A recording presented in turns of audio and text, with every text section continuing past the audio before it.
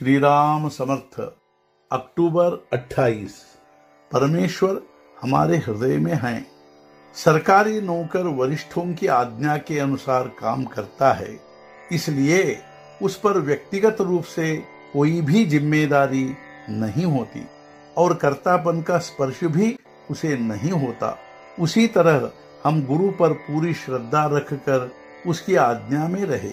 लाभ हानि भगवान जाने, जिम्मेदारी गुरु पर, और वही हमसे यह साधना करवाता है, इसलिए उसका उत्तरदायित्व भी उसी पर होगा।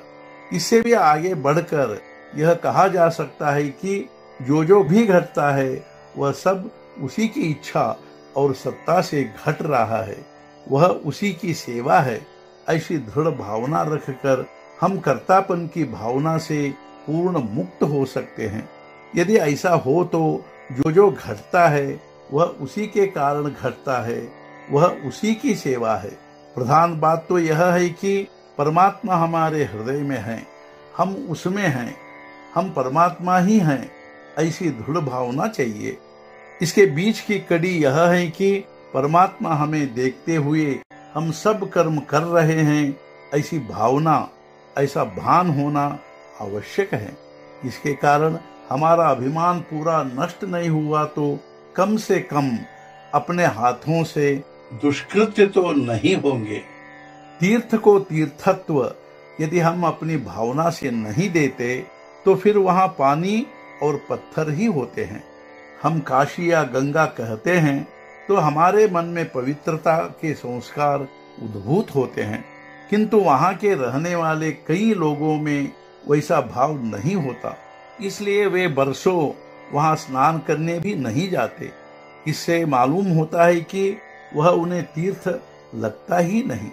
तीर्थ क्या हमारी भावना से ही तीर्थ नहीं बनते? तो फिर वे हमारे घर में ही क्यों नहीं बनाए जा सकते? इसके लिए वैसा दृढ़ भाव चाहिए।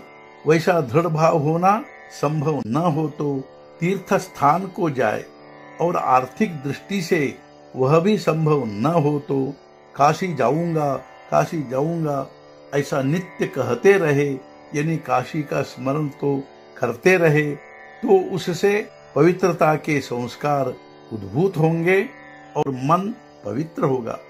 भगवान सर्वत्र ओतप्रोत है, किंतु उन्हें अपनी भावना से प्रकट करना चाहिए।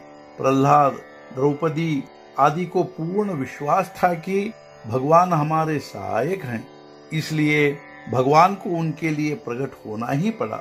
वैसे ही सद्गुरु मेरी सहायता करेंगे, ऐसा तुम्हें विश्वास हो तो गुरु को तुम्हारी सहायता करनी ही पड़ेगी। इसका अनुभव लेना क्या तुम्हारे ही हाथ में नहीं है? स्वार्थ के लिए कर्म करना प्रपंच है और निस्वार्थ भाव से कर्म करना परमार्थ है।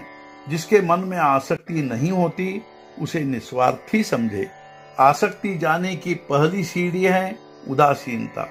भगवान है ऐसा निशंक भाव से लगना ज्ञान है, और यह ज्ञान भगवान के अनुसंधान में रहने से अनायास प्राप्त होता है। आज का मुख्य विचार, यदि उपासना करना हेतु हो तो राम अपने पीछे खड़े हैं, ऐसी भावना उत्पन्न करना है। सद्गुरुनाथ महाराज की जय। जय जय रघुवीर समर्थ।